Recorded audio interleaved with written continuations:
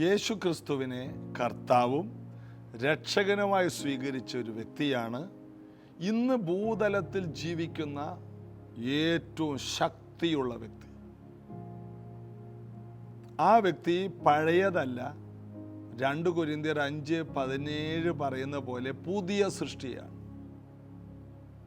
ഈ കാണുന്ന സൂര്യൻ്റെ കീഴെ ഒന്നും പുതിയതല്ല, എല്ലാം പഴയതാണ് എന്ന് സഭാപ്രസംഗി 1-ാം അധ്യായത്തിൽ ശലോമോൻ രാജാവ് പറയുന്നു. ജ്ഞാനികളിൽ ജ്ഞാനിയായ ശലോമോൻ പറയുന്നു, സൂര്യൻ്റെ കീഴെ ഒന്നും പുതിയതല്ല. എന്നാൽ നീതി സൂര്യനായ യേശുവിൻ്റെ കീഴെ വരുമ്പോൾ എല്ലാം പുതിയതാകും. പഴയത് കഴിഞ്ഞുപോയി, സകലതും പുതുതായി. അതായത് ഈ കാണുന്ന സൂര്യൻ്റെ നിയന്ത്രണത്തിൻ്റെ കീഴെയല്ല ഒരു വിശ്വാസി. ഇന്ന് ഭൂമിയിൽ കാണുന്ന പല കാര്യങ്ങളും തീരുമാനിക്കുന്ന സൂര്യനാണ്. കാലാവസ്ഥ കൊണ്ടുവരുന്നതും ഒരു ദേശം എങ്ങനെ ഒക്കെ മുന്നോട്ട് പോകണമെന്നൊക്കെ തീരുമാനിക്കാൻ രാത്രിയും പകലും വാഴാൻ 2 വെളിച്ചങ്ങളെ ദൈവമാക്കി. അതാണ് സംവത്സരങ്ങൾ, സീസണുകളൊക്കെ ഉണ്ടാക്കുന്നത്. സൂര്യൻ 2-3 ദിവസം ഉദിക്കാതിരുന്നാൽ ഭൂമിയിലുള്ള ചെടികളൊക്കെ തീർന്നു, ഭൂമിയെ തീർന്നു. എന്താണ്? സൂര്യൻ ഉദിച്ചില്ല, ഭൂമി തണുത്ത് ഐസായി മാറിപ്പോവും, എല്ലാ ജീവജാലങ്ങളും ചത്തൊടുങ്ങിപ്പോവും. സൂര്യൻ്റെ കീഴെയാണ് പല കാര്യങ്ങളും നടക്കുന്നത്. എത്രയോ വർഷമായി, 6000-ൽ അധികം വർഷമായി ഈ പ്രതിഭാസം നടന്നുകൊണ്ടിരിക്കുക. മാറ്റങ്ങളില്ല. ഓരോ ദിവസവും ഓരോ കാര്യം നടക്കുന്നു. രാത്രിയും പകലൊക്കെ എന്തൊക്കെയോ പ്രവർത്തികൾ ഈ ഭൂമിയിൽ മുഴുവൻ നടക്കുകയാണ്. സകല ജീവികളും സൂര്യനെ ആശ്രയിച്ചാണ്. സൂര്യൻ്റെ കീഴെല്ലാം നാച്ചുറലാണ്. എന്നാൽ യേശു ക്രിസ്തുവാകുന്ന നീതി സൂര്യനായ കർത്താവിൻ്റെ കീഴെ വന്നവർ അതിനേക്കാളൊക്കെ ശക്തരാണ്. സൂര്യൻ്റെ കീഴെയുള്ളവരെല്ലാം സാധാരണ.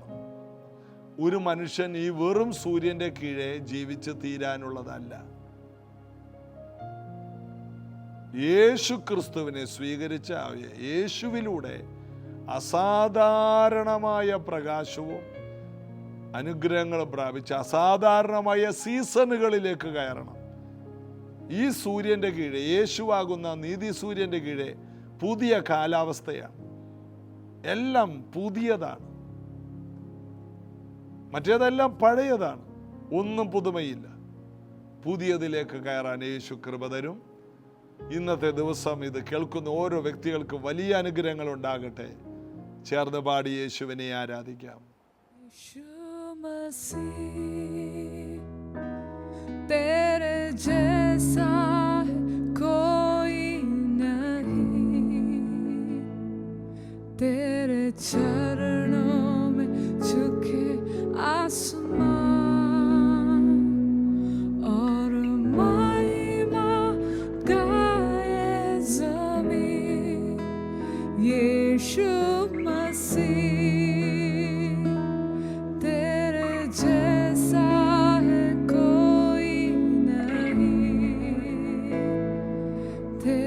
चरणों में झुके आसमान और महिमा गाए ज़मीन। हम गाए होसना,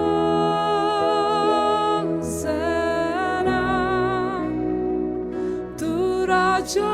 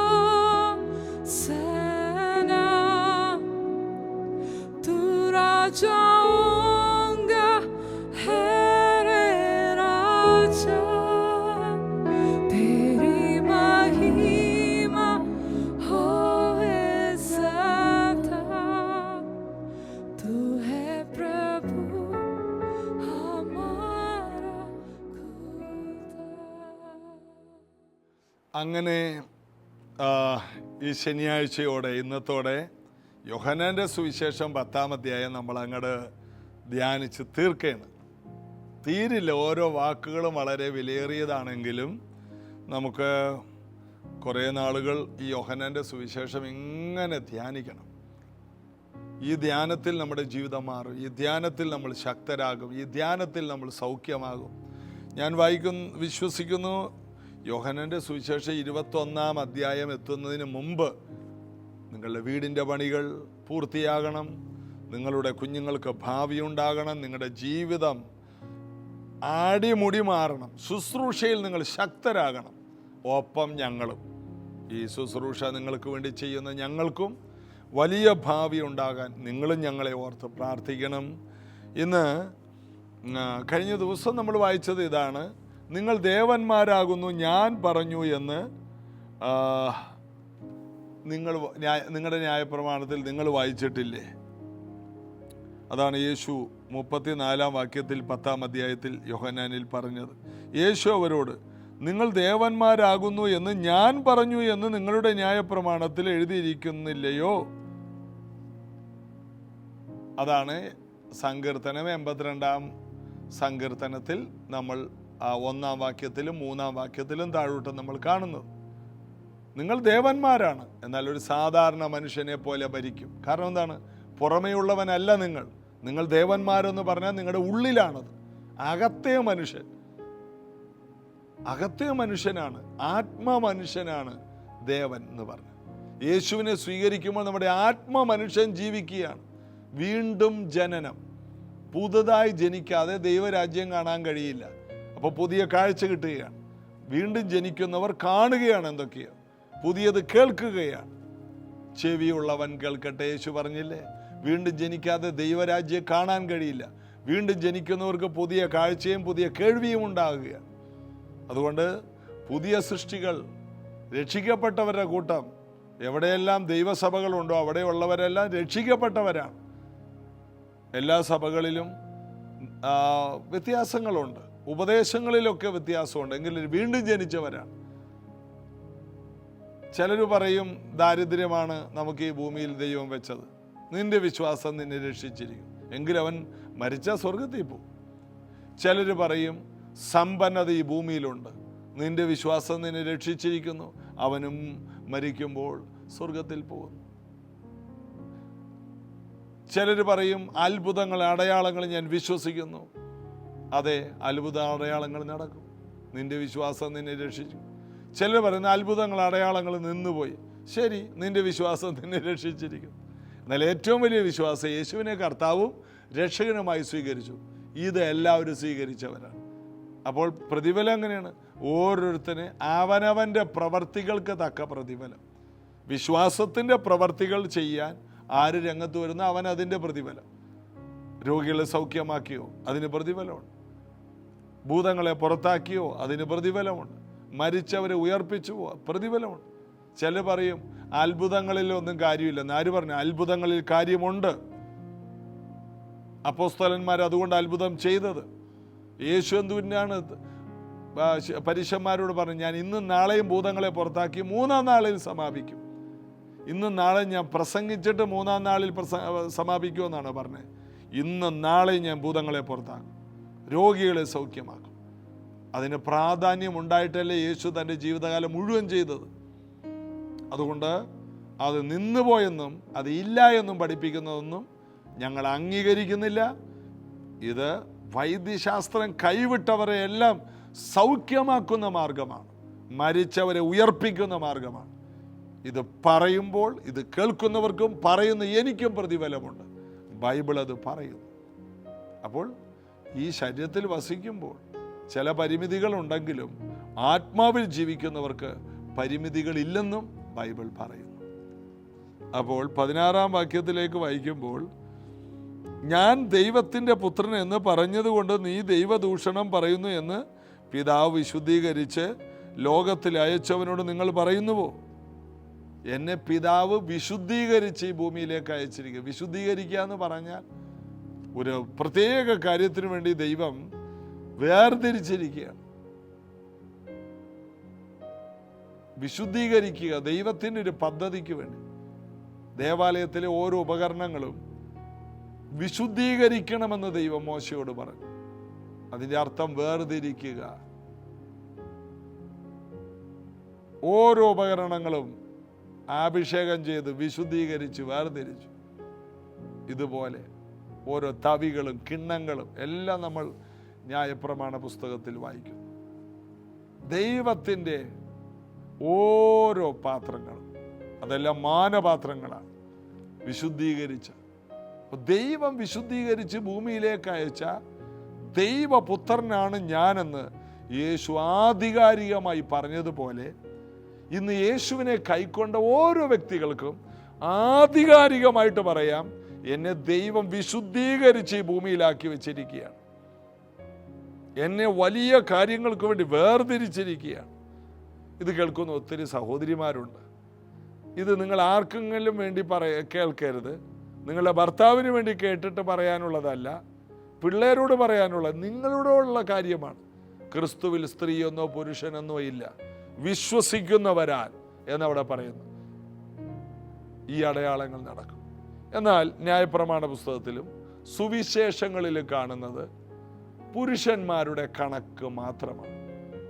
6 ലക്ഷം പുരുഷന്മാർ പുറപ്പാട് പുസ്തകത്തിലൊക്കെ നോക്കുമ്പോൾ കാണാം.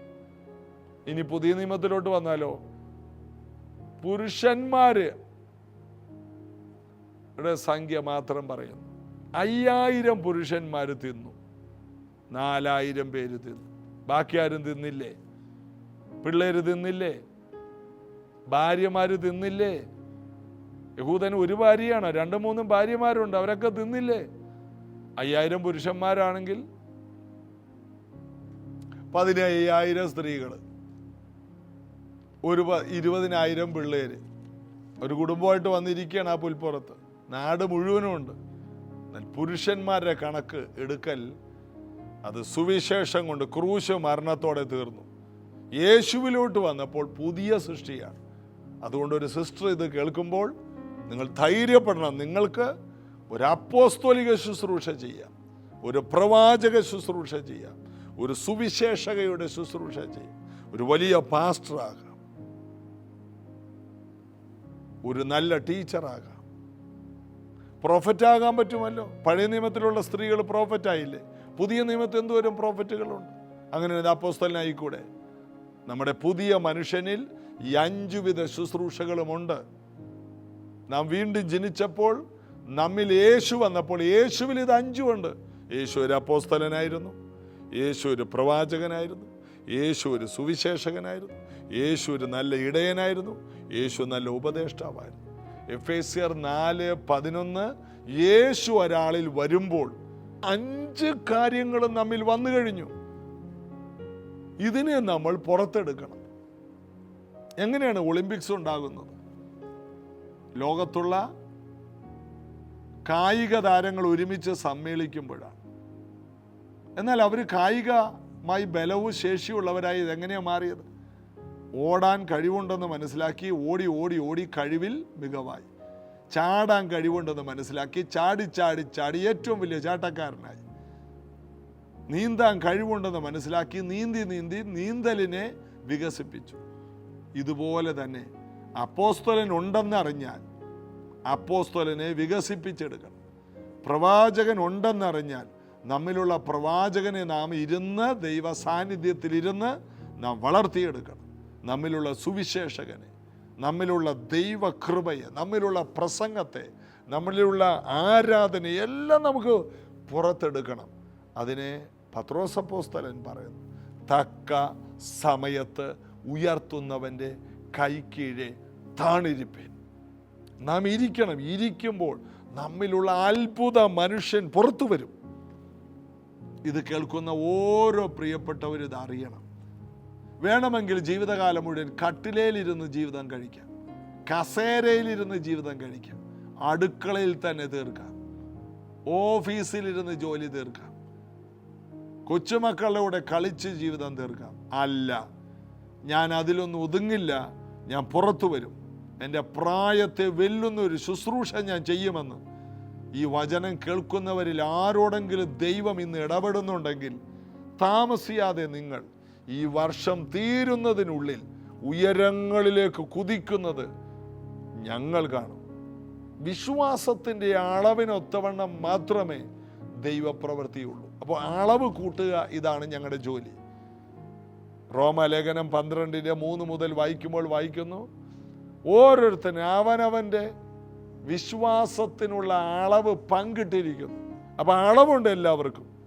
ഈ അളവിനെ ജ്വലിപ്പിക്കലാണ് ഞങ്ങളുടെ ജോലി. നിങ്ങളുടെ വിശ്വാസത്തിൻ്റെ അളവ് വർദ്ധിക്കുമ്പോൾ നിങ്ങളുടെ പ്രാർത്ഥന ശക്തിയുള്ളതാണ്, നിങ്ങളുടെ ആരാധന ശക്തിയുള്ളതാണ്, നിങ്ങളുടെ വാക്കുകൾ അധികാരം ശക്തിയുള്ളതായിരിക്കും, നിങ്ങളുടെ വിശ്വാസം വലുതായി. അതുകൊണ്ട് നിങ്ങളുടെ ജീവിതം ഒന്നായിരിക്കും. അതുകൊണ്ട് വിശ്വാസം കൂടാതെ ദൈവത്തെ പ്രസാദിപ്പിക്കുവാൻ കഴിയില്ല. ദൈവത്തിൻ്റെ അടുക്കൽ വരുന്നവൻ ദൈവമുണ്ടെന്നും തന്നെ അന്വേഷിക്കുന്നവർക്കൊരു പ്രതിഫലം കൊടുക്കുന്നുവെന്നും വിശ്വസിക്കണം. എബ്രായർ 11:6 വിശ്വാസത്തെ വർദ്ധിപ്പിക്കണം. മലയെ നീക്കുന്ന വിശ്വാസത്തെ എനിക്കില്ലെന്ന് പറഞ്ഞിരിക്കരുത്. അളവെന്ന് പറഞ്ഞിട്ടുണ്ടെങ്കിൽ അതിൻ്റെ അർത്ഥം വർദ്ധിപ്പിക്കാൻ കഴിയും. അതൊരു ഫിക്സഡ് നിയമമല്ല. നമ്മുടെ വിശ്വാസത്തെ വർദ്ധിപ്പിക്കണം. ശിഷ്യന്മാരാഗ്രഹിച്ചു, കർത്താവ് ഞങ്ങളുടെ വിശ്വാസം വർദ്ധിപ്പിച്ചു തരണേ. കർത്താവ് പറഞ്ഞു, നിങ്ങൾക്കൊരു കടുകുമണിയോളം വിശ്വാസമുണ്ട് എങ്കിൽ നിങ്ങൾ ഈ മലയെ മാറ്റും. അതാണ് യേശു പറഞ്ഞത്. വർദ്ധിപ്പിക്കാമെന്നൊന്നും പറഞ്ഞില്ല. നിങ്ങളുടെ ചെറിയ കടുകുമണി അത് നിലത്ത് വീണാൽ അതിങ്ങനെ വർദ്ധിച്ചൊരു മരമായി, നിലത്ത് നിന്ന് അടുക്കള തോട്ടത്തിലെ ഏറ്റവും വലിയ വൃക്ഷമായി ആകാശത്തിലെ പക്ഷികൾ വന്ന് അതിൽ ചേക്കേറും. ചെറിയ കടുകുമണി. ദൈവരാജ്യത്തിൻ്റെ പ്രത്യേകത ചെറുതിൽ ആരംഭിക്കും, വലുതിൽ പൂർത്തിയാകും.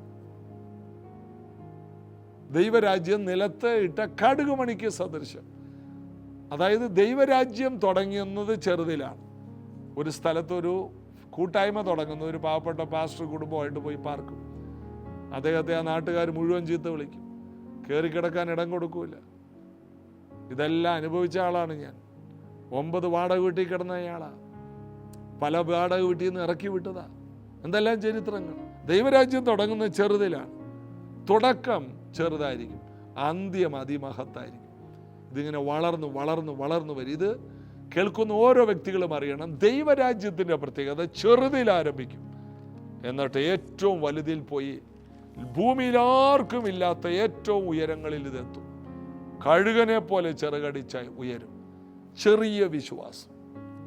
അപ്പോൾ അളവിൽ നിങ്ങൾ ഒതുങ്ങരുത്. പഴയ നിയമത്തിൽ സ്ത്രീകൾക്ക് മൂല്യമില്ല. യേശുവിൻ്റെ കാലത്ത് സ്ത്രീകൾക്ക് വലിയ സ്ഥാനമില്ല. എന്നാൽ യേശു ഉയർത്തെഴുന്നേറ്റതോടുകൂടി ക്രിസ്തുവിലെല്ലാം പുതിയതാണ്. എല്ലാം പുതിയത്. അവിടെ സ്ത്രീയില്ല, പുരുഷനില്ല, വൃദ്ധനില്ല, യുവാവില്ല, യുവതിയില്ല. വിശ്വസിക്കുന്നവരാൽ ഈ അടയാളങ്ങൾ നടക്കും. നിങ്ങൾ അത് ചെയ്യും. തന്നിൽ വിശ്വസിക്കുന്നവരുടെ ഉള്ളിൽ നിന്ന്, യേശു പറഞ്ഞു, വിശ്വസിക്കുന്നവരുടെ ഉള്ളിൽ നിന്ന് തിരുവെഴുത്ത് പറയുന്ന പോലെ ജീവജല നദികൾ ഒഴുകും. എന്തുകൊണ്ട് സ്ത്രീകളെ എല്ലാം ഒതുക്കിയിട്ടിരിക്കുന്നു? ഏത് സഭയിൽ ചെന്നാലും 60, 70, 80% സ്ത്രീകളാണ്. ഒരു ഉപവാസ പ്രാർത്ഥനയ്ക്ക് വരുന്ന സ്ത്രീകളാണ്. ഒരു സഭായോഗത്തിന് നല്ല ശതമാനം സ്ത്രീകളാണ്. ഒരു യോഗത്തിന് വന്ന് ഒരു ഹല്ലേലൂയ പറയുന്ന സ്ത്രീകളാണ്. കർത്താവിൻ്റെ വേലയ്ക്ക് വേണ്ടി കൂടുതൽ കൊടുക്കുന്ന സ്ത്രീകളാണ്. ആത്മാക്കളെ നേടുന്നത് സ്ത്രീകളാണ്.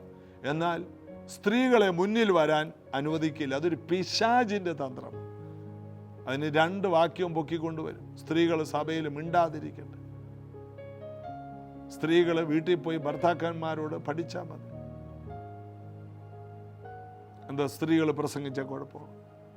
സ്ത്രീകൾ ഭൂതത്തോട് പോകാൻ പറഞ്ഞാൽ ഭൂതം പോകില്ലേ? പിന്നെ ഭൂതം പോകാൻ തയ്യാറാണ്. അപ്പോൾ സ്ത്രീയെ ഒതുക്കി വെക്കുന്ന ഒരു കൂട്ടായ്മയും വളരില്ല. സ്ത്രീയെ ഒതുക്കി വെക്കുന്ന ഒരു കുടുംബം അനുഗ്രഹിക്കപ്പെടില്ല. അപ്പം അതിന് വാക്യങ്ങൾ എടുത്ത് പറയുന്നത്, യെശയ്യാവിലൊരു വാക്യമുണ്ട്, സ്ത്രീകൾ അവരെ വാഴുമെന്ന്. അത് ലോകത്തിൻ്റെ കാര്യമാണ്. രക്ഷിക്കപ്പെടാത്ത ഒരു സ്ത്രീ, അത് വലിയ അപകടകാരിയാണ്. രക്ഷിക്കപ്പെട്ട സ്ത്രീ പുതിയ സൃഷ്ടിയാണ്. ഈ സത്യങ്ങളിലൂടെ നടക്കാൻ, യേശു കർത്താവ് നമുക്ക് കൃപ തരട്ടെ. 37 വാക്യം, ഞാൻ എൻ്റെ പിതാവിൻ്റെ പ്രവൃത്തി ചെയ്യുന്നില്ലെങ്കിൽ എന്നെ വിശ്വസിക്കേണ്ട. ചെയ്യുന്നുവെങ്കിലോ എന്നെ വിശ്വസിക്കാതിരുന്നാലും പിതാവ് എന്നിലും ഞാൻ പിതാവിലുമെന്ന് നിങ്ങൾ ഗ്രഹിച്ച് അറിയേണ്ടതിന് പ്രവൃത്തിയെ വിശ്വസിപ്പിൻ. അതുകൊണ്ട് ഇന്നു മുതൽ പ്രവർത്തികളെ വെളിപ്പെടുത്തണം. ഞാൻ പിതാവിലും പിതാവ് എന്നിലുമാണ്, ഞാൻ യേശുവിലും യേശു എന്നിലുമാണ് എന്ന് തെളിയിക്കാൻ വിശ്വാസത്തിൻ്റെ പ്രവർത്തികൾ, നല്ല സ്വഭാവം, നല്ല ക്രിസ്തീയ ജീവിതം, അസാധാരണ അത്ഭുതങ്ങൾ എല്ലാം ഞാനും കർത്താവ് ഒന്നാണെന്നുള്ളതിൻ്റെ തെളിവാണ്. യേശു സക്സസ് ആയിരുന്നെങ്കിൽ ഞാനും സക്സസ് ആണ്. അടുത്ത വാക്യം ഇങ്ങനെയാണ്, അവർ അവനെ പിന്നെയും പിടിക്കാൻ നോക്കി, അവനോ അവരുടെ കയ്യിൽ നിന്ന് ഒഴിഞ്ഞുപോയി. പിടിക്കാൻ നോക്കുമ്പോൾ അങ്ങോട്ട് നെഞ്ച് വിരിച്ച് അവിടെ നിന്ന് കൊടുക്കരുത്, ഒഴിഞ്ഞു മാറിയേക്കണം. ഇവർ പിടിക്കും, ഇവർ ഒതുക്കാൻ നോക്കും. കാരണം നമുക്ക് ഇനി ശുശ്രൂഷകൾ തീർക്കാനുണ്ട്. അതോടെ തീരാനല്ല യേശു. എന്നാൽ പിന്നെ തലടാന്നും പറഞ്ഞ് അവിടെ നിൽക്കുകയല്ല. ജ്ഞാനം വേണം, ക്രൂശിൽ കയറാനുള്ളതാണ്, മാനവജാതിയെ രക്ഷിക്കാനുള്ളതാണ്. യേശു അവരുടെ എന്നൊക്കെ ഒഴിഞ്ഞു മാറി. ഇതാണ് ക്രിസ്തീയ ജീവിതം. പറയേണ്ടത് പറയണം, ജ്ഞാനത്തോടെ ഒഴിഞ്ഞു മാറണം. ഇതാണ് ക്രിസ്തീയ ജീവിതം. കർത്താവിൽ നമുക്ക് ആശ്രയിക്കാം, പ്രാർത്ഥിക്കാം. യേശുവിൻ്റെ നാമത്തിൽ യേശുവിനെ പോലെ ജീവിപ്പാൻ 10-ാം അധ്യായത്തിൽ യോഹന്നാനിൽ പറയുന്ന യേശുവിനെ പോലെ വാതിലാണെന്ന് പറഞ്ഞു, നല്ല ഇടയനാണെന്ന് പറഞ്ഞു, ജീവനെ തരുന്ന കർത്താവിൽ ആശ്രയിക്കാൻ, വിശ്വസിപ്പാൻ കൃപ നൽകണം.